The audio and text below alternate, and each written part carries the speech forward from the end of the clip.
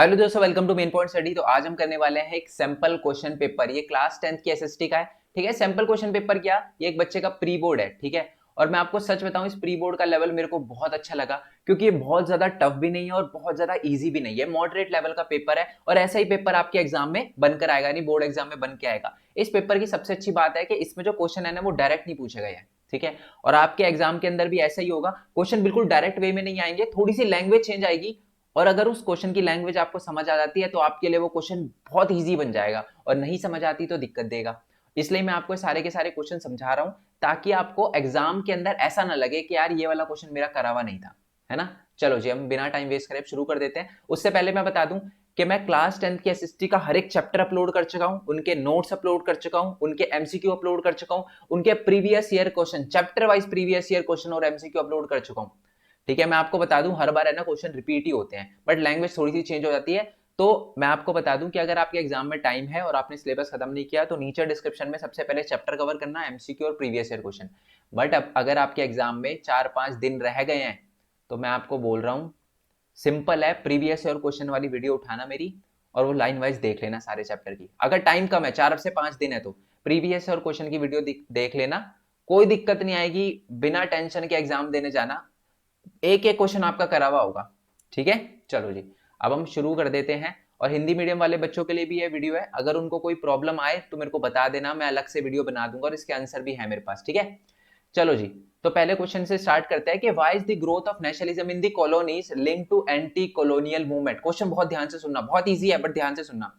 Question ये है कि जब लोगों में देशभक्ति की भावना जागती है, जब लोगों में, जो कॉलोनी होता है ना, जब लोगों में देशभक्ति की भावना, कॉलोनी का मतलब होता है जैसे कि अंग्रेज अंग्रेज की कॉलोनी थे हम, ब्रिटिश की कॉलोनी थे। है ना, आपको पता है अंग्रेजों ने हमारे पे रूल किया था, तो हम ब्रिटिश की कॉलोनी थे।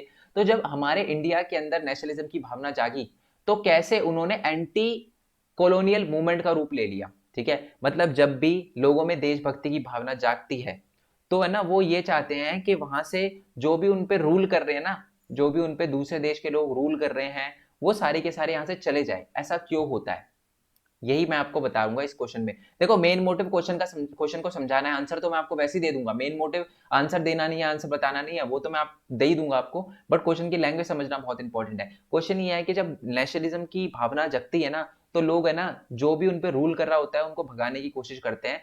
तो इसीलिए ही नेशनलिज्म जो है वो एंटी कॉलोनियल मूवमेंट की तरफ जाता है। रीजन क्या होता है, बेसिकली जो कॉलोनी बनाते हैं ना, जो कंट्री कॉलोनी बनाती है, जैसे अंग्रेजों ने हम पे कॉलोनी बनाया था, तो उन्होंने हमें पॉलिटिकली, इकोनॉमिकली और रिलीजियसली बहुत ज्यादा हार्म किया था। और इसी वजह से लोगों में यूनाइटेड स्ट्रगल की भावना जागी, उन्होंने उनमें नेशनलिज्म की भावना जागी, और उन्होंने एंटी कॉलोनियल मूवमेंट की तरफ जाना शुरू कर दिया। और ये रहा जी इसका आंसर। मोर ऑफन क्या होता है कि जो नेशनलिज्म जब बढ़ता है, तो उससे एंटी कॉलोनियल मूवमेंट बढ़ता है। इसका रीजन क्या है, जो कॉलोनियल पावर होती है ना, वो लोगों को बहुत बुरी तरीके से एक्सप्लॉइट करती है, सोशली, पॉलिटिकली, इकोनॉमिकली, रिलीजियसली, हर तरीके से। और इसकी वजह से लोगों में नेशनलिज्म जागता है और यूनाइटेड हो जाते हैं वो सारे के सारे। और वो ये कोशिश करते हैं कि जो भी फॉरेन रूलर है उनको भगाने की कोशिश की जाए, जैसे कि हमारे इंडिया में हुआ। क्वेश्चन इजी था बहुत ही, उसका आंसर बिल्कुल 2 लाइनों का है, बट देखो क्वेश्चन अगर आपको समझ नहीं आया तो बहुत ज्यादा दिक्कत बन जाएगी। और पहले क्वेश्चन में ही अगर ऐसा हो जाता है ना, तो फिर टेंशन हो जाती है एग्जाम में। है ना। चलो नेक्स्ट क्वेश्चन करते हैं, भी बहुत सिंपल क्वेश्चन है कि why do garment manufacture in India have to import fabric while the spinning are exporting cotton yarn. मैं इसका मतलब समझा देता हूँ। ठीक है, बात यह है कि हमारे इंडिया के अंदर ना, एक नंबर, मतलब नंबर 1 क्वालिटी का धागा बनता है। क्या बनता है, धागा। यान जो है नंबर 1 क्वालिटी का बनता है, बट उस यान से जो कपड़ा बनता है ना, वो बढ़िया क्वालिटी का नहीं होता। इसलिए हम यान जो है, धागा जो है, वो दूसरी कंट्री में एक्सपोर्ट करते हैं। धागा जो है वो दूसरी कंट्री में, यान जो है दूसरी कंट्री में एक्सपोर्ट करते हैं, बट बना बनाया कपड़ा जो है ना, वो इंपोर्ट करते हैं, क्योंकि हमारे यहाँ बढ़िया क्वालिटी का कपड़ा नहीं बना पाते हम अच्छी क्वालिटी के धागे से। तो ऐसा क्यों है, तो वही मैंने आपको बता ही दिया वैसे तो आंसर। की बात यह है कि हमारे यहाँ पर है ना, बढ़िया क्वालिटी का यान तो बनता है, बट उससे हम, हमारे पास वीविंग वीविंग सेक्टर या निटिंग सेक्टर इतना अच्छा नहीं है, जिससे हम क्या करें कि उस धागे से बढ़िया क्वालिटी का कपड़ा बना सके, फैब्रिक बना सके, इसलिए हमको इंपोर्ट करवाना पड़ता है। तो ये रहा जी आंसर। वीविंग और निटिंग जो प्रोसेस होती है ना, प्रोसेसिंग यूनिट जो होती है, वो हाई लेवल का यान यूज करके बढ़िया क्वालिटी का कपड़ा नहीं बना पाती। तो यही लिखा था, weaving at the knitting and the processing unit can not use much of the high quality yarn that produce in our country. हमारी कंट्री के अंदर बढ़िया क्वालिटी का धागा तो बनता है, बट उसको हम यूज नहीं कर पाते, और इसी वजह से जो स्पिनर होते हैं, जो धागा बनाते हैं, वो कॉटन यार्न को दूसरी कंट्री में भेजते हैं और बना बनाया कपड़ा इंपोर्ट करते हैं। 2 लाइन का आंसर था, ठीक है। चलो जी, अब नेक्स्ट क्वेश्चन पे आते हैं और ये है पिक्चर बेस्ड क्वेश्चन। मैं आपको बता दूं, मैंने पिक्चर बेस्ड क्वेश्चन भी बताए हैं, ये देखो, इसकी मैंने अलग से वीडियो भी बनाई थी, पूरे के पूरे आपको पिक्चर बेस्ड क्वेश्चन समझाया था, और देखो पिक्चर भी एकदम सेम है, क्वेश्चन भी एकदम सेम है। तो पहले तो क्वेश्चन ये है कि इस पिक्चर के अंदर क्या बताया गया, तो मैं बता दूं, ये ना एक्चुअली ये एक सुप्रीम कोर्ट की पिक्चर है, ठीक है। तो बेसिकली आपको पता ही है, सुप्रीम कोर्ट में इलेक्शन कमीशन ने ये बोल दिया कि अब है ना, इस पिक्चर में ये दिखाया गया है कि एक जो लेडी है या कैंडिडेट है, ओके, वो क्या कर रहा है कि अपना एक प्रॉपर्टी का एफिडेविट जो है वो सुप्रीम कोर्ट को बता रहा है, यानी अपनी प्रॉपर्टी वगैरह बता रहा है। तो इसमें 50 करोड़ लिखा है कि हमारी प्रॉपर्टी 50 करोड़ की है, तो ये बता रही है ये लेडी, ठीक है। तो इस पिक्चर में यही दिखाया गया है कि अब सुप्रीम कोर्ट में इलेक्शन कमीशन ने कंपलसरी कर दिया कि आपको सुप्रीम कोर्ट से एफिडेविट देना पड़ेगा, अपनी असेट, अपनी लाइबिलिटी, आप पे कितने क्रिमिनल केस है ये आपको बताना पड़ेगा, ठीक है। और इसमें वही है, सेकंड क्वेश्चन भी ऐसा ही है बिल्कुल। Which of the following reform measure adopted by the election commission of India being highlighted here, तो वो सुप्रीम कोर्ट वाला जो एफिडेविट है वो कंपलसरी कर दिया और इसी चीज को हाईलाइट किया गया, इसी रिफॉर्म को हाईलाइट किया गया है। तो ये रही दोनों के दोनों क्वेश्चन। तो ये दिखा रखा है कि इस कार्टून में ये दिखाया गया है कि नॉमिनेशन फॉर्म भरा जा रहा है, जिसमें वो प्रॉपर्टी भी बता रही है 50 करोड़ की, और सिर्फ प्रॉपर्टी नहीं बतानी पड़ती, साथ में अपनी वो भी बतानी पड़ती है, एसेट है कितनी, लाइबिलिटी है आप पे, कितना क्रिमिनल केस है, सारी की सारी चीजें बतानी पड़ती है, ठीक है।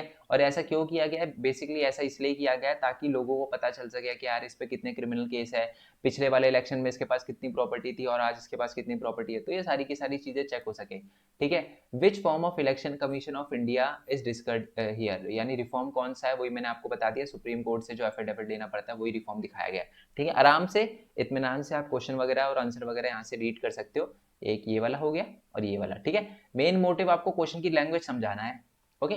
नेक्स्ट वाले क्वेश्चन पे आते हैं, ओके। तो ये पैराग्राफ दे रखा है आपको, ठीक है, और इसको पढ़ के क्वेश्चन बताने हैं, बट जरूरी नहीं है कि आप पैराग्राफ को पहले पढ़ो। याद रखना, अगर आपको पैराग्राफ का क्वेश्चन आता है ना, तो पैराग्राफ को स्टार्टिंग में मत पढ़ना, पहले क्वेश्चन रीड करो। अगर मान लो आपको क्वेश्चन का आंसर वैसे ही आता है तो पैराग्राफ पढ़ने की जरूरत ही नहीं, क्यों टाइम वेस्ट करना अपना, है ना। और अगर नहीं आता फिर पढ़ना पैराग्राफ, ठीक है। चलो, after demonetisation how the new currency note, जो 2000 का नोट था, become the medium of exchange, 2000 का नोट मीडियम ऑफ एक्सचेंज कैसे बन गया, या मैं आपको सिंपल लैंग्वेज में बोलूं तो डिमोनेटाइजेशन हुआ था ना, नोटबंदी हुई थी, तो 500 के नोट सारे के सारे पुराने वाले खत्म हो गए थे और नए 500 के नोट आए थे और 2000 के नोट आए थे। तो ये जो 2000 का नोट है वो कैसे एक मीडियम ऑफ एक्सचेंज बन गया, इसका सिंपल सा आंसर है कि बेसिकली आरबीआई ने और गवर्नमेंट ऑफ इंडिया ने ऑथराइज कर दिया था 2000 के नोट को, और वो अब लीगल टेंडर बन चुका था। इसी वजह से हम जो 2000 का न्यू नोट है उसको मीडियम ऑफ एक्सचेंज की तरह यूज करते हैं। क्यों? क्योंकि ऑथराइज बाय दी आरबीआई हो गया था, reserve bank of India authorize by the government of India हो गया था, ठीक है। नेक्स्ट क्वेश्चन है कि जी बताने आपको फंक्शन ऑफ आरबीआई। ये ना मैंने बहुत बार देखा है, मैंने हर सिंपल क्वेश्चन पेपर में ये क्वेश्चन देखा है, और 2 नंबर में, 4 नंबर में, सब में देखा है। तो इसलिए मैं आपको बता दूं कि इसके मैंने 4 पॉइंट लिखे हुए हैं, तो ये सारे के सारे पॉइंट है। और ये सारे के सारे पॉइंट जब मैंने मोस्ट इंपॉर्टेंट क्वेश्चन की वीडियो बनाई थी ना, तो ये भी क्वेश्चन थे सारे के सारे, ठीक है।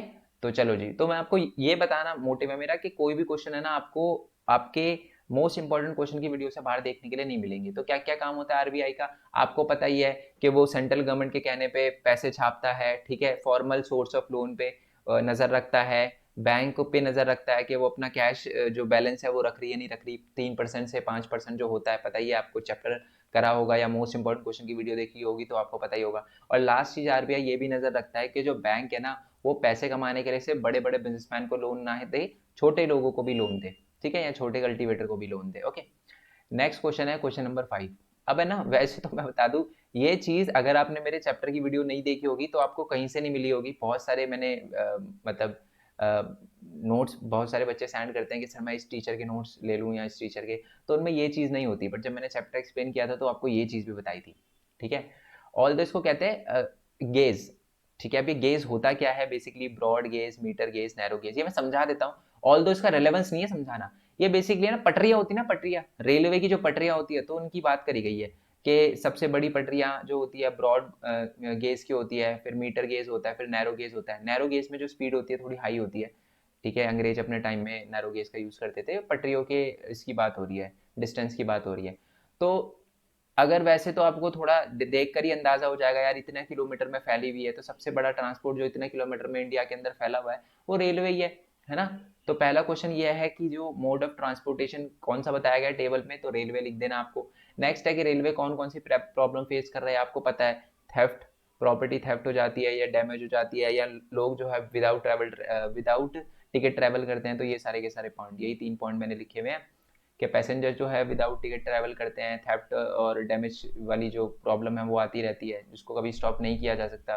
और जो चेन पुलिंग होती है अननेसेसरी, है ना, कोई बोलता है कि जी मेरा वो रह गया, भाई रह गया, वो छोले भटूरे लेने गया स्टेशन पे, तो ये एक बहुत बड़ी प्रॉब्लम है, बिना बात के चेन खींच देते हैं छोटी। फिर इससे क्या होता है कि जब कोई बड़ी प्रॉब्लम आ जाती है ना, तो ड्राइवर को लगता है यार ऐसे ही कुछ कर रहे होंगे, तो फालतू में चेन खींच दी होगी, तो वो चला देता है, और बहुत इमरजेंसी हो जाती है ना फिर, इसलिए। ऐसे तो अब लॉ बन चुका है कि 500 रुपये या कितने, पता नहीं कितने रुपए फाइन लगता है वगैरह, अननेसेसरी चेन खींच दो तो। चलो नेक्स्ट क्वेश्चन पे आते हैं, सेक्शन नंबर बी।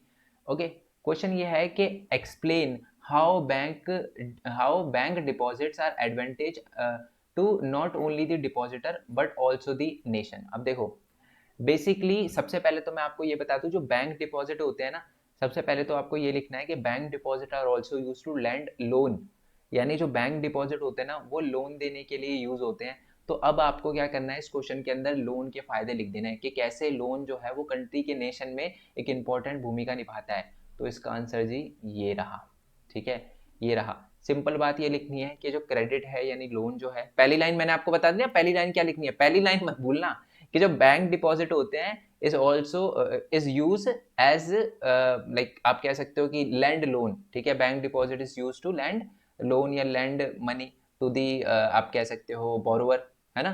तो बोरोवर को पैसे देने के लिए बैंक डिपॉजिट का यूज किया जाता है। बैंक डिपॉजिट क्या होता है, बैंक के अंदर जो पैसे जमा होते हैं उसको बैंक डिपॉजिट कहा जाता है, और बैंक क्या करता है, उसको क्रेडिट पे देता है, लोन पे देता है। तो एक्चुअल में ये आपसे देखो घुमा के पूछा गया क्वेश्चन, ठीक है, बट अगर आपने ये स्टार्टिंग वाली मेरी लाइन नहीं लिखी तो दिक्कत हो जाएगी, क्योंकि मेन चीज यही है। उसके बाद आपको लोन के फायदे बता देने हैं कि लोन जो है वो डेवलपमेंट, इकोनॉमिक डेवलपमेंट के लिए और ग्रोथ के लिए बहुत ज़्यादा इंपॉर्टेंट होता है। इससे क्या होता है, अगर लोन जो है वो कम इंटरेस्ट रेट पे मिले तो बिजनेसमैन वगैरह इसको बोरो करते हैं। और एक पॉइंट मैं आपको और बता देता हूँ इसके अलावा, कि जब छोटे छोटे बिजनेसमैन जो है वो लोन वगैरह लेते हैं, तो वो इनडायरेक्टली एम्प्लॉयमेंट जनरेट करते हैं। एम्प्लॉयमेंट कैसे जनरेट करते हैं, आपने एक छोटा बिजनेस खोला अपना, मान लो आपने छोटा सा एक आप कह सकते हैं शॉप खोल ली, कपड़ों की शॉप खोल ली, आप 2 बंदों को जॉब पे रखोगे, तो एक तरह से आप एम्प्लॉयमेंट जनरेट कर रहे हो ना, है ना। क्यों आपने ऐसा क्यों कर पाया, क्योंकि आपको बैंक से कम इंटरेस्ट रेट पे लोन मिला, तो आपने सोचा कि यार क्यों ना बिजनेस स्टार्ट किया जाए, है ना। और लास्ट है कि borrower borrowing more money with will facilitate the growth and the business और increase the production of the country. Country की जो प्रोडक्शन है उसको इंक्रीज करने में भी हेल्प करता है ना। पहले एक फैक्ट्री थी, बाकी फैक्ट्री नहीं थी, क्यों, क्योंकि उनको इंटरेस्ट बहुत ज़्यादा पे करना पड़ रहा था, बट जब इंटरेस्ट बहुत कम हो गया तो उससे उन्होंने और फैक्ट्रियाँ वगैरह लगाई। अब क्या हुआ, जितना प्रोडक्शन होता था उससे ज़्यादा प्रोडक्शन होने लग गया, है ना। चलो, और नेक्स्ट पॉइंट यही है कि credit supplies the key factor of the economic development. कितना क्रेडिट होता है, कितना लोगों को लोन पे दिया जाता है, ये भी एक तरह से इकोनॉमिक डेवलपमेंट के लिए बहुत इंपॉर्टेंट होता है, ठीक है। इसका और वाला क्वेश्चन भी कर लेते हैं। और वाला क्वेश्चन क्या है कि money solve the problem of double coincidence of want, ठीक है। जो मनी है वो डबल कोइंसिडेंस ऑफ वांट की प्रॉब्लम सॉल्व करता है। तो सबसे पहले इसमें क्या करना है, आपको डबल कोइंसिडेंस की डेफिनेशन लिखनी है। मैं आपको दिखा देता हूँ, ये reason double coincidence of want, ये पूरा चैप्टर जब एक्सप्लेन किया था, तो when both the parties are agree to sell और buy each others commodity is called double coincidence of want, ठीक है। अब आपको ये लिखना है कि हाउ मनी, जो एक सेकंड उसी पे आ जाते हैं, ये रहा, ठीक है। How many solve the problem of double coincidence of want, ठीक है। तो अब क्या होगा, आपको किसी भी तरीके के पर्सन को ढूंढने की जरूरत नहीं है, ठीक है। आपको किसी भी तरीके डबल कोइंसिडेंस ऑफ वांट की जरूरत नहीं है। ओके, पहले क्या होता था, जैसे इस पिक्चर में भी दिखाया गया है, पहले क्या होता था, ये होता था भैंस की जगह, मतलब जैसे कि मान लो ये केले की जगह भैंस या भैंस की जगह केला, बट अगर मान लो इसको ये नहीं चाहिए, भैंस नहीं चाहिए और इसको केला नहीं चाहिए, तो कैसे होगा। तो अब क्या है कि जो जैसे ही मनी आया, मनी बिल्कुल उसने eliminate the problem of double coincidence of want, because now we don't have to use, मतलब अभी है ना, किसी भी तरीका का हमें अब डबल कोइंसिडेंस ऑफ वांट करने की जरूरत नहीं है। अब जो है हम यूज करते हैं मीडियम ऑफ एक्सचेंज, ठीक है, या money, money act as an, आप कह सकते हो money act as medium of exchange which solve the problem of double coincidence of want, ठीक है जी। चलो अब आते हैं नेक्स्ट क्वेश्चन, और एग्जाम्पल लिख देना है, कोई भी एग्जाम्पल लिख सकते हो, ठीक है। जैसे कि मान लो एक एप्पल है, जैसे मान लो आप पहले क्या होता था, गेहूं की जगह पे चावल लिए जाते थे, बट अगर आप चावल नहीं देना चाहते और गेहूं लेना चाहते हो, तो फिर उसके लिए आप क्या है, मनी आ गया है, मीडियम ऑफ एक्सचेंज, और आजकल मनी का ही यूज होता है, ठीक है, as a medium of exchange. और अब कोई भी तरीके की प्रॉब्लम नहीं आती, क्यों? क्योंकि अब डबल कोइंसिडेंस ऑफ वर्ड बिल्कुल खत्म हो चुका है, ठीक है। क्वेश्चन नंबर 7 की बात करते हैं। री interpretation of history create the feeling of nationalism in India. ये भी बेसिकली वही क्वेश्चन है, ये मैंने ना उसमें आंसर में भी लिखा होगा, ये राजी, ठीक है। और मैं आपको बता दूं, सिर्फ री इंटरप्रिटेशन ऑफ हिस्ट्री नहीं, बेसिकली क्वेश्चन क्या है मैं आपको बता दूं, लास्ट का टॉपिक है ना, और मैंने जब भी चैप्टर पढ़ा है ना, 2 बार इस चैप्टर की वीडियो डाली है, और मैंने हमेशा आपको बोला है कि लास्ट क्वेश्चन है ना, क्या, सेंस ऑफ कलेक्टिव बिलोंगिंग, ठीक है। सेंस ऑफ कलेक्टिव बिलोंगिंग में यानी अपनेपन की भावना वाला एक टॉपिक है, जिसमें मैंने बोला है कि री interpretation of history, the image of Bharat माता, ठीक है, और आइकन एंड सिंबल था ना, और ये सारी की सारी चीज़ों वाले जो पॉइंट है वो आपको करने हैं, मैं आपको दिखा देता हूँ एक बार, ये रहा, ठीक है। तो ये देखो, सेंस ऑफ कलेक्टिव बिलोंगिंग हो गया, सॉरी, ये री इंटरप्रिटेशन ऑफ हिस्ट्री वाला है, उसके बाद ये है, ठीक है, नीचे वाला जो है वो अपना आइकन एंड सिंबल वाला है, ठीक है। तो ये सारी की सारी चीज़ें लिखनी है आपको, ये लिटरेचर है, आइकन एंड सिंबल है, ठीक है। तो ये सारे के सारे पॉइंट अगर आप अच्छे से कर लो याद तो ज़्यादा अच्छा है, क्योंकि सेंस ऑफ कलेक्टिव बिलोंगिंग का क्वेश्चन अगर आ गया एग्जाम में तो 5 नंबर से कम का बनता ही नहीं है, 3 नंबर में नहीं आ सकता, सेंस ऑफ कलेक्टिव बिलोंगिंग वाला टॉपिक 5 में ही आएगा। और अगर अलग अलग भी आ गया तो जैसे कि आप देख सकते हो कि ये इस वाले में ये 3 नंबर का क्वेश्चन आया है, तो 3 नंबर में री इंटरप्रिटेशन ऑफ हिस्ट्री पूछा गया है, तो बाकी भी पूछे जा सकते हैं कि ये बताओ, image of how image of Bharat Mata helps to increase the feeling of nationalism in India, ये भी आ सकता है। Revival of Indian, how Indian जो हमारे लिटरेचर थे help to revival the Indian folklores, या जो आप कह सकते हो बड़े बड़े लोग थे उन्होंने कैसे इंडियन फोकलोर्स को या रिवाइव वगैरह किया, या icon and simple, how icon and simple helps to increase the nationalism feeling in India. तो ये सारे के सारे आ सकते हैं, री इंटरप्रिटेशन वाला भी आ सकता है। तो री इंटरप्रिटेशन में क्या है, बेसिकली हिस्ट्री को दोबारा से लिखा गया, जो हमारी डिस्कवरी थी, इंडिया की अचीवमेंट थी, उनको लिखा गया, हमारे आर्ट, हमारे आर्किटेक्ट, हमारे साइंस, हमारे मैथ्स में, रिलीजन, कल्चर, फिलोसफी, क्राफ्ट, इन सारी चीज़ों में जो भी हमने अच्छा किया था ना उसके बारे में दिखाया गया। जैसे रामानुजन हो गया, आर्यभट्टा हो गया, बहुत सारे लोगों को ना उस टाइम में ना एक इन्फीरियोरिटी कॉम्प्लेक्स था, उनको लगता था अंग्रेज यहाँ से चले गए तो हम पत्ते बांधने, मतलब पत्तों वाली जो होता है ना, बिल्कुल ही पिछड़ जाएंगे, ऐसा कुछ नहीं था। लोगों को ये बताया गया ऐसा कुछ नहीं है, हमारा कल्चर उनसे बहुत अच्छा है, पहले भी अच्छा था, और अगर ये चले गए तब भी हम बहुत अच्छे से मैनेज करेंगे, अपनी कंट्री को बहुत बढ़िया तरीके से चलाएंगे। नेक्स्ट क्वेश्चन, क्वेश्चन नंबर 8 की बात करते हैं कि party system is not something any country can choose. Party system आपको पता है 3 तरह के पार्टी सिस्टम होते हैं, 1 party system, 2 party system, multi party system. तो इसमें क्वेश्चन ये है कि पार्टी सिस्टम एक ऐसी चीज होती है जो कोई कंट्री चूज नहीं करती, या कंट्री के लोग चूज नहीं करते। जैसे मैं आपको बताता हूँ, एक टाइम है ना इंडिया में ये बोला जाता था 1950 से लेकर 1980s तक, ये बोला जाता था कि है ना इंडिया में 1 पार्टी सिस्टम है, क्यों? क्योंकि हमेशा कांग्रेस की गवर्नमेंट बनती थी। उसके बाद आपको पता है मल्टी पार्टी सिस्टम आ गया। क्या ये हमने चूज किया? नहीं, बेसिकली है ना ये उस कंट्री की सोसाइटी पे, उस कंट्री की हिस्ट्री पे, उस कंट्री के कल्चर पे डिपेंड करता है, ठीक है। 1980 से पहले लोगों को नहीं लगा कि यार किसी और पार्टी को वोट देना चाहिए, किसी और पार्टी को पावर में लाना चाहिए, बट 1980s के बाद लगा लोगों को, तो इसलिए थोड़े इकोनॉमिकल चेंज आए, सोशली चेंज आए, तो उनको लगा यार रीजनल पार्टी को भी सपोर्ट करना इंपॉर्टेंट है ना। आंसर दिखाता हूँ, इसका आंसर प्रॉपर करना बहुत इंपॉर्टेंट है। वैसे मैं आपको बता दूं, इस क्वेश्चन की जगह आपसे ये भी पूछा जा सकता है कि no party system is ideal for all countries in all situation, justify the statement. तो वैसे मैं बता दूं इसका आंसर क्या है, ऊपर वाले का आंसर क्या है, कि देखो ये देखो, the party system is not something any country can choose, ये ऊपर वाली लाइन लिखी हुई है, ठीक है। It is actually develop out the nature and the culture of the society on which it is build. मतलब एक कंट्री की कल्चर पे, कंट्री की सोसाइटी पे, कंट्री की नेचर पे डिपेंड करता है, ठीक है, और उस टाइम की सिचुएशन पे डिपेंड करता है। The social and religious division, its history, politics and the system of election also play a vital role, मतलब बहुत इंपॉर्टेंट रोल निभाता है पार्टी सिस्टम में, पार्टी सिस्टम के चेंज होने पर, ठीक है। बट ये कोई ऐसी चीज नहीं है जो हम चूज करते हैं, तो ये डायरेक्टली पूरा का पूरा आंसर लिख देना है। और आपको साफ दिख रहा होगा कि मैंने एक स्क्रीनशॉट लिया है। बात ये है, मैंने जब मोस्ट इंपॉर्टेंट क्वेश्चन की वीडियो बनाई थी तो मैंने उसमें ये वाला क्वेश्चन भी डाला था, क्योंकि मेरे को पूरा विश्वास था ये क्वेश्चन मोस्ट इंपॉर्टेंट है, ठीक है, और आया भी है, देखो। चलो नेक्स्ट क्वेश्चन की बात करते हैं कि डेमोक्रेसी स्टैंड ये देखो, ये वाले क्वेश्चन तो है ना, ये वाले, ये दोनों के दोनों क्वेश्चन मैंने आपको पहले ही बता दिए थे, ऐसे क्वेश्चन आपको एग्जाम में देखने के लिए मिलेंगे, बिल्कुल लाइन के वाइज। मैं आपको दिखाता हूँ अभी आपको, नहीं हो रहा होगा यकीन। जब मैंने मोस्ट इंपॉर्टेंट क्वेश्चन की वीडियो बनाई थी तो मैंने देखो ऊपर ये क्वेश्चन बनाए थे, देखो क्या लिखा है, dignity and the freedom of citizen. Question यही है ना कि ये ला dignity and the freedom of individual, कि बेसिकली है ना डेमोक्रेसी है ना, डिग्निटी के मामले में लोगों की डिग्निटी और लोगों को रिस्पेक्ट देने के मामले में, लोगों को फ्रीडम देने के मामले में सबसे बढ़िया है। तो ये आंसर आपको लिखना है, ये नहीं लिखना इसलिए मैंने क्रॉस कर दिया, ये वो एग्जामिनेशन नेवर ओवर वाला क्वेश्चन है, ये भी इंपॉर्टेंट क्वेश्चन है बट इसको मैंने अलग से मोस्ट इंपॉर्टेंट क्वेश्चन की वीडियो में समझा दिया था। चैप्टर आउटकम्स ऑफ डेमोक्रेसी, ये भी मैं आपको बता दूं, ठीक है। तो जो डेमोक्रेसी है stand much superior to any other form of the government in promoting the dignity and the freedom of individual. जो डेमोक्रेसी है वो सबसे ज़्यादा बेस्ट है लोगों को फ्रीडम देने के मामले में, ठीक है।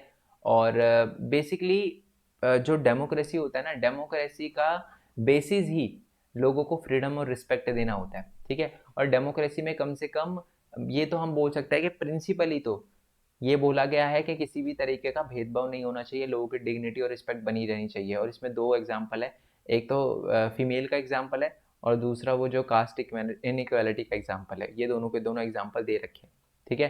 तो ये आपको पूरा लिख देना क्योंकि 5 नंबर का क्वेश्चन है, कम होता 3 नंबर का होता तो मैं बोलता कम लिखो, बट पूरा 5 नंबर का, ये पूरा का पूरा आंसर टेप देना है, ठीक है।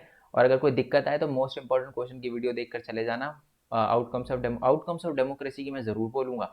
आउटकम्स ऑफ डेमोक्रेसी में बच्चों को बहुत ज़्यादा प्रॉब्लम आती है कि क्वेश्चन किस वे में आएगा और आंसर किस वे में करना है, तो इसके मोस्ट इंपॉर्टेंट क्वेश्चन की वीडियो ज़रूर देख कर जाना। नेक्स्ट क्वेश्चन की बात करते हैं कि इकोनॉमिक इनइक्वालिटी कैसे, मतलब जो डेमोक्रेसी है वो इकोनॉमिक इनइक्वालिटी खत्म नहीं कर पाती, तो इसमें क्या आंसर है, वो पॉवर्टी वाला, रिडक्शन इन पॉवर्टी, ये रहा जी आंसर नीचे, ये भी मैंने आपको बताया था। बेसिकली मैं आपको बता दूं कि डेमोक्रेसी के अंदर है ना पॉलिटिकल इक्वालिटी तो होती है, मतलब लोगों को वोटिंग राइट तो सबको इक्वल मिलते हैं, बट इकोनॉमिक इनइक्वालिटी नहीं होती। डेमोक्रेसी में कोई गरीब होता है, कोई अमीर होता है, गरीब बहुत ज़्यादा गरीब हो जाता है, अमीर बहुत ज़्यादा अमीर हो जाता है। तो बेसिकली डेमोक्रेसी की एक बहुत बड़ी प्रॉब्लम है कि इन actual life democracy do not appear very successful in reducing the economic inequality, ठीक है। ऑल दो मैं आपको बता दूं कि जो बेसिकली इंडिया के अंदर या किसी भी डेमोक्रेटिक कंट्री के अंदर क्या होता है, जो पुअर लोग होते हैं वो ज़्यादा होते हैं। हर पार्टी चाहती है कि सब गरीबों के लोग भी, गरीबों के वोट भी उनको मिले, तो वो ये ज़रूर बोलते हैं कि हम गरीबी ख़त्म करेंगे, बट एक्चुअली में उनको भी पता है कि यार गरीबी ख़त्म करना इतना आसान नहीं है। तो जब वो वादे तो कर देते हैं और जब जीत जाते हैं तो वो इतना कुछ नहीं कर पाते गरीबी ख़त्म करने के लिए। तो इसलिए ही डेमोक्रेसी जो है आप कह सकते हो इतनी अच्छी नहीं है गरीबी को या इकोनॉमिक इनइक्वालिटी को ख़त्म करने में, ठीक है। चलो जी ये क्लियर हो गया। अब आते हैं थोड़ा सा नीचे, ये क्वेश्चन क्या है, लिबरलाइजेशन डिफाइन करना है और इंडिया ने लिबरलाइजेशन की पॉलिसी क्यों अपनाई। पहले तो लिबरलाइजेशन पता होना चाहिए, ये मोस्ट इंपॉर्टेंट क्वेश्चन वाली वीडियो में मैंने लिबरलाइजेशन बताया था पूरा का पूरा, तो पूरा लिबरलाइजेशन लिखा हुआ है। लिबरलाइजेशन होता क्या है, सिंपल ये डेफिनेशन है, बट ऊपर वाला भी लिखना है ताकि आपको कौन से रिस्ट्रिक्शन की बात हो रही है ये भी पता चले। देखो लिबरलाइजेशन का मतलब क्या होता है, रिस्ट्रिक्शन को रिमूव करना। कौन सी रिस्ट्रिक्शन को रिमूव करना, ट्रेड की रिस्ट्रिक्शन, जैसे ट्रेड बैरियर होते हैं ना उनको रिमूव करना, जैसे इंपोर्ट ड्यूटीज हो गई, कस्टम ड्यूटीज हो गई, तो इनको हटाना ही लिबरलाइजेशन कहलाता है, ठीक है। और इंडियन गवर्नमेंट ने लिबरलाइजेशन क्यों किया था 1991 में, तो 3 इसके मेजर रीजन है। पहली बात तो इंडियन गवर्नमेंट को ऐसा लगा कि अब हमें अपनी मार्केट को लिबरलाइज करना चाहिए ताकि जो हमारे प्रोड्यूसर हैं वो क्रॉस दी ग्लोब कम्पीट कर पाए और जो बाहर की कंपनी आए उनसे कम्पीट करे या उनसे न्यू न्यू टेक्नोलॉजी ले, ठीक है। और साथ ही में क्योंकि अब मैंने आपको बताया था, जब ये चैप्टर पढ़ाया था तो मैंने आपको बताया था जब बाहर की कंपनी इंडिया के अंदर आती है तो पार्टनरशिप करती है और टेक्नोलॉजी वगैरह देती है अपनी, तो इससे कहीं ना कहीं इंडिया का भी डेवलपमेंट होगा, ठीक है। और इससे मार्केट भी एक तरह से बेटरमेंट ऑफ मार्केट के लिए काम हो जाएगा और लोगों के लिए, लोगों को अच्छी चॉइसेस वगैरह मिलेगी, है ना। हमारे इंडियन प्रोड्यूसर की आप कह सकते हो कि इंडियन प्रोड्यूसर की क्वालिटी वगैरह बढ़ेगी, है ना, परफॉर्मेंस वगैरह बढ़ेगी। और सबसे इम्पोर्टेंट जैसे टेक्नोलॉजी वाला तो मैं बता चुका हूँ, और बहुत सारी इंडियन कंपनी भी एक तरह से आप कह सकते हो कि एमएनसी बन पाएगी। और सबसे इम्पोर्टेंट मैं आपको बता दूं उस टाइम में इंडिया की इकोनॉमिक कंडीशन बहुत ख़राब थी, तो इसको इम्प्रूव करने के लिए भी ये एलपीजी लाई गई थी, लिबरलाइजेशन की पॉलिसी लाई गई थी, ठीक है। तीनों की तीनों चीज़ें। चलो जी नेक्स्ट क्वेश्चन, ये और वाला पॉइंट है, ये भी समझाना बहुत ज़्यादा इंपॉर्टेंट है। एमएनसी क्या होता है, सिंपल, ये कंपनी होती है बेसिकली जो कंट्रोल करती है production more than one country या अदर देन होस्ट कंट्री, है ना। जैसे कि हमारी, और दो एग्जांपल बताने हैं इंडिया की कौन सी है, तो एक तो टाटा ले लो, एक टाटा के बाद इन्फोसिस ले लो, इन्फोसिस के अलावा आप वैसे तो दो हैं, हिंडाल्को, हिंडाल्को भी एक कंपनी है, ठीक है। और भी बहुत सारी कंपनी है, ठीक है, बस ये 2 का नाम रखना, ये हिंडाल्को शायद आपको याद नहीं, तो टाटा और इन्फोसिस याद रखना, वैसे विप्रो भी है बट टाटा और इन्फोसिस याद रखो आप, ठीक है। और नेक्स्ट क्वेश्चन है आपका कि आगे ये पूछा गया है कि what are the adverse effect on the MNC on the host country. जो एमएनसी होती है ना, होस्ट होस्ट कंट्री, जैसे अमेरिका की कोई कंपनी है, जैसे एप्पल है, ठीक है, या चाइना की कोई वीवो वगैरह की कोई कंपनी है, तो इसके अगर वो इंडिया के अंदर आती है तो इंडिया को क्या नुकसान होता है, तो ये पॉइंट आपको बताने हैं। तो ये पूरा का पूरा आंसर लिखा हुआ है मैंने, पहले तो एमएनसी की डेफिनेशन बता रखी है, फिर 2 इंडियन कंपनी बता रखी है, टाटा और इन्फोसिस, ठीक है। टाटा आईटी सेक्टर में है, और जो इन्फोसिस सॉरी टाटा जो है वो बेसिकली आपके किस में है, ऑटोमोबाइल्स में, और इन्फोसिस किस में है, वो आईटी सेक्टर में है। और क्या एडवर्स इफेक्ट है, तो ये सारे के सारे एडवर्स इफेक्ट लिखे हुए हैं। पहली बात तो ये है कि इससे कहीं ना कहीं क्या होता है कि होस्ट कंट्री को कम डेवलपमेंट होता है, क्योंकि एमएनसी अपना फायदा करती है, अपने फायदे की तरफ ज़्यादा ध्यान देती है, और वेलफेयर पे उसका इतना ध्यान नहीं होता। यानी जो चाइना की कंपनी है उनका हमारी कंट्री के डेवलपमेंट में इतना ज़्यादा ध्यान नहीं है, बट वो अपना फ़ायदा ज़रूर देखेगी। नेक्स्ट है कि टेक्नोलॉजी जो यूज़ होती है वो ज़्यादातर कैपिटल इंटेंसिव होती है एंड एक्सपेंसिव होती है, which are not suitable for developing country. बहुत सारी टेक्नोलॉजी ऐसी होती है जिसका फ़ायदा डेवलपिंग कंट्री नहीं उठा पाती, क्योंकि वो जो टेक्नोलॉजी का यूज़ करते हैं वो बहुत ही ज़्यादा महंगी होती है, जो इंडियन प्रोड्यूसर नहीं खरीद पाता, ठीक है। तो ये एक बहुत बड़ी प्रॉब्लम होती है। नेक्स्ट पॉइंट ये है कि इन सम इंस्टेंस लेबर, अच्छा ये भी एक बहुत इंपॉर्टेंट पॉइंट है कि कहीं ना कहीं जो एमएनसी होती है वो लेबर को बहुत एक्सप्लॉइट करती है, वर्करों से 4 की जगह 5 घंटे, 5 की जगह 10 घंटे काम करवाती है, जो कि एक नेगेटिव पॉइंट है, जिससे बहुत नुकसान होता है। तो ये एक बहुत बुरी चीज़ है। और ये दोनों के दोनों पॉइंट और लिखे हुए हैं कि इससे प्रोड्यूसर को बहुत नुकसान होता है। जैसे कि मैं आपको बता दूं, इंडिया की जो टॉय मार्केट है वो एकदम ख़त्म कर दी है किसने, चाइना की कंपनीज़ ने। तो इससे हमारे इंडियन प्रोड्यूसर को नुकसान होता है। और सिर्फ ये तो मैं एग्जांपल दे रहा हूँ, हर हर कंपनी इंडिया की सफ़र करती है बिकॉज ऑफ आप कह सकते हो कि फॉरेन कंपनीज, ठीक है।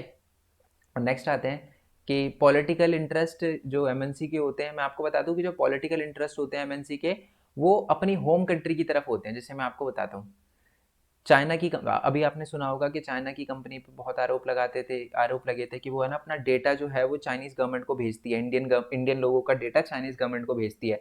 तो इससे हमें ये पता चलता है कि जो एक तरह से प्रायोरिटी होती है ना एक किसी भी एमएनसी की, वो अपनी होम कंट्री पे होती है, ना कि होस्ट कंट्री पे। हमारी कंट्री के डेवलपमेंट के लिए, हमारी कंट्री के लोगों की सिक्योरिटी के लिए वो इतना नहीं सोचते जितना अपनी कंट्री के लोगों के लिए सोचते हैं। तो ये एक बहुत नेगेटिव पॉइंट है एमएनसी का इन दी होस्ट कंट्री, ठीक है। चलो जी, अब आते हैं नेक्स्ट क्वेश्चन पे। तो नेक्स्ट क्वेश्चन तो ये पैराग्राफ वाला है, मैंने आपको क्या बताया था, इसको पढ़ने की जरूरत नहीं है, डायरेक्टली क्वेश्चन पे आया करो। क्वेश्चन ये है कि औद किसान सभा जो है वो क्यों स्टैब्लिश करी गई थी। वैसे बच्चों को अगर पता होगा तो उनको पता है, बेकार सिस्टम वगैरह हुआ करता था तो उसको ख़त्म करने के लिए किया गया था, बट आप इसको भी रीड कर सकते हो, ठीक है। अगर बच्चे को ना पता हो इसका क्वेश्चन का answer, who are the main leaders एस लिखा हुआ है तो आपको पता ही है, जवाहरलाल नेहरू और बाबा रामचंद्र थे, है ना। नेक्स्ट क्वेश्चन है कि जो नॉन कॉपरेशन जो हमारे कांग्रेस थी वो एनएपी की होती पीजेंट मूवमेंट से। बेसिकली पीजेंट मूवमेंट जो था वो वायलेंट हो गया था, जो कि पसंद नहीं था लोगों को, और एक ये नो टैक्स कैंपेन भी चल गया था कि टैक्स नहीं देना, ठीक है। तो ये भी एक बहुत बड़ी प्रॉब्लम थी, क्योंकि ऐसा कुछ भी नहीं बोला था गांधी जी ने, ठीक है। ये भी पूरा पढ़ने की ज़रूरत नहीं है। इसका आंसर चलो ये मैं आपको बता देता हूँ, ये मेरे को प्री रिक्विजिट देख कर ही पता चल गया। ये जो हमारा लास्ट चैप्टर है ना, जिसमें हमने पूरा चैप्टर नंबर 7 है क्लास 10 की जियोग्राफी का, उसके अंदर से है ये पैराग्राफ कि ग्लोबल विलेज में कैसे कन्वर्ट हो गया, क्योंकि हर कंट्री का दूसरी कंट्री के साथ ट्रेड होता है। Role of transportation in trade बताना आपको कि ट्रांसपोर्टेशन के चीप होने की वजह से ट्रांसपोर्ट जो ट्रेड है वो बहुत ज़्यादा बढ़ गया है। और अच्छा, ये बेसिकली ये 5 नंबर का क्वेश्चन है, आपको जो दिख रहा है ना 2 नंबर में, 5 नंबर का क्वेश्चन भी हो सकता है। ये मैंने बताया भी था जब मोस्ट इंपॉर्टेंट क्वेश्चन की वीडियो बनाई थी life plan of national economy की, तो उसमें बताया भी था कि 5 नंबर का क्वेश्चन भी आ सकता है। तो इसका आंसर भी आपको इस वाली वीडियो में मिल जाएगा, ठीक है। वैसे आप बनाकर भी लिख सकते हो, क्योंकि ऊपर ये दे रखा है क्वेश्चन, तो उसके अंदर से भी लिख सकते हो आप, ठीक है, डायरेक्ट। अब आ जाते हैं जी मैप। मैप भी मैं हर चैप्टर के कवर करवा चुका हूँ। तो पहली बात तो नागपुर 1920 में सेशन कहाँ पर हुआ था, सॉरी दिसंबर 1920 में सेशन कहाँ पर हुआ था, नागपुर में। ए लिखा हुआ है, ए यहाँ पर डिफाइन कर रखा है, तो वैसे ही आपको पता चल जाएगा। देखो हर स्टेट का नाम आपको पता होना चाहिए, तो नागपुर है ये। वैसे तो आई होप आपको पता हो, कांग्रेस का सेशन हुआ था 1920 में यहाँ पर। और उसके बाद नरोरा न्यूक्लियर पावर प्लांट, ये अपना यूपी में पड़ता है। 1 मिनट रुकना, मैं आपको एक और चीज़ बताऊंगा। और जो हमारा Salem iron and steel industry है वो यहाँ तमिलनाडु में पड़ता है। पैरादीप पोर्ट जो है वो अपना उड़ीसा में पड़ता है यहाँ पर, ठीक है। तो अब देखो, मैंने मैप की भी अलग से वीडियो बनाई थी, दिखाता हूँ मैं आपको। ये सारे के सारे मैप, सारे के सारे, ये देखो दिख रहा है, ये दिख रहा है सलेम, ये रहा नीचे की तरफ। और दिखा दूँ आपको, ये सलेम तो हो गया। उसके बाद पोर्ट दिखा देता हूँ पहले हम आपको, है ना। पोर्ट ये नरोरा वाला दिखा देता हूँ पहले,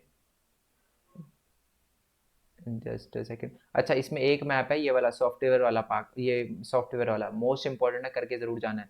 ये राजी पैरादीप, ठीक है, दिख गया उड़ीसा के अंदर।